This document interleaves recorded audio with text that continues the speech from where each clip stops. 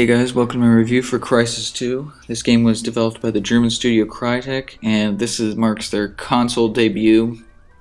They only made PC games previously, and this is the first game to use the CryEngine 3, and let's just say right off the bat that the graphics in this game are amazing. Hands down, what everyone's been saying, this is easily the best looking console game on 360, and I'm probably going to say PS3. I didn't play it on PS3, but I'm just going to go with it.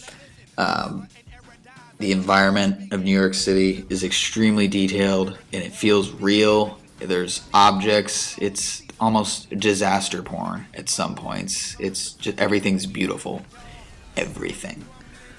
The story of this game takes place in 2023 as an alien plague is breaking out in Manhattan. A private military group known as Cell is put in charge of containing the chaos, and then you play a Marine codenamed Alcatraz, who arrives in New York just as the aliens who started the plague are beginning to invade.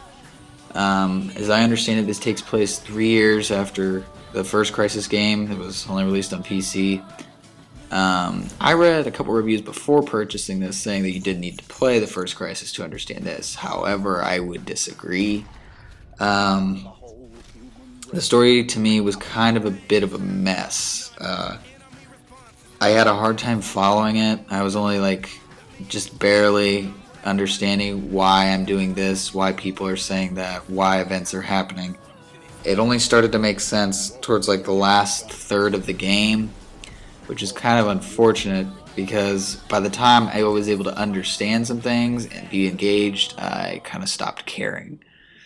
So, I mean, although, if you can look past that, great, because this is long, I guess, in terms of first-person shooters. It's around 10-ish hours, and then there's different difficulties to play on, collectibles to find, and the gameplay itself it would also help increase the longevity of the game. It really lends itself very well to experimentation. The environments, while this isn't an open world game, they're large. There are multiple pathways that you can take to get to the next area, and multiple ways you can get to the next area. The suit itself, which is I guess the star of the show, the nano suit, allows for kind of 3 classes of powers. There's the cloak, which just gives you invisibility. That lends itself obviously to sneaking and stealth kills, etc. There's armor mode, which just increases your defense temporarily. Bullets and stuff basically bounce off. You can survive explosions, jumping from really high heights, etc. And then there's the strength/speed, so you can run faster, you can jump higher, you can kick cars at foes, you can pick them up and throw them, you can jump up in the air and then do an air stomp that sends out a shockwave to attack them. All the sprinting, jumping, melee, the invisibility, and the armor are all tied to an energy bar on the suit, so it all is connected to one. So you can't spam all the abilities at once. However, you can access them at any one time, which is kind of nice. I really enjoyed having this kind of freedom to tackle combat situations any way I want, and there's actually if you really want to, there's a lot of this game that you can get through probably with just using stealth, not attacking enemies. But it kind of reminded me of a little bit of Bioshock, or at least Bioshock 2, with the variety of weapons it gave you and the plasmids and stuff. You had a lot of different ways that you could tackle situations, and it could result in playing the game through second, third, maybe even fourth time, and playing a scenario an entirely different way. I just really like that. The suit also does have a visor mode, so you can turn on nanovision, which is basically just heat vision.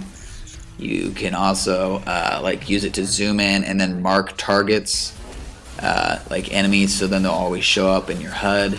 And then you can also mark certain points, the suit kind of talks to you at points, and it'll say when you put on the visor mode, it'll say you can go this way to have a stealth route.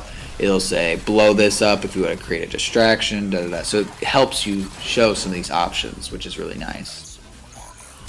There are actually vehicles in this that you can use. There's only 2, the very end of the game and somewhere about maybe halfway or in the first third of it or so where you actually do use vehicles, but vehicles show up from time to time and you can use them. They work as well as you would expect them to. The suit itself also has some customizability. When you kill the alien foes, you will be fighting alien and human foes throughout the game. You can pick up like nanotechnology or something, and you can save that up to upgrade your certain parts of your suit, which is restricted to like you can upgrade parts of the cloaking. So you can make it so invisibility drains less suit energy, or your footsteps are quieter, or you can have one that increases your armor strength, or another one where it sounds an alarm wherever an enemy's near. Another one lets sprinting and jumping take up less suit energy. So there's a variety of those kinds of things. And then in terms of the weapons, which there's a nice variety of those too, you can upgrade those with silencers, scopes, grenade launchers, shotgun attachments, etc.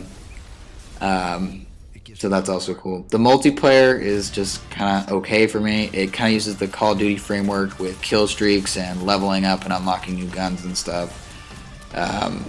When I was playing it, it was pretty glitchy with some freezing issues, and it's not the most efficient matchmaking. It definitely divides the community between different playlists that don't necessarily need to be there.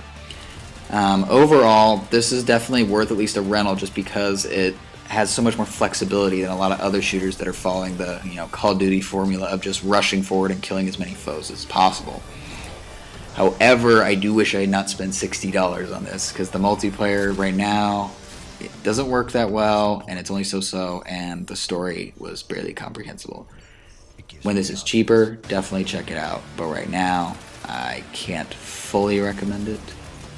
I guess that's about it. Thanks for watching, guys, and I'll see you now. This suit doesn't make me unstoppable, but it does make me our last hope.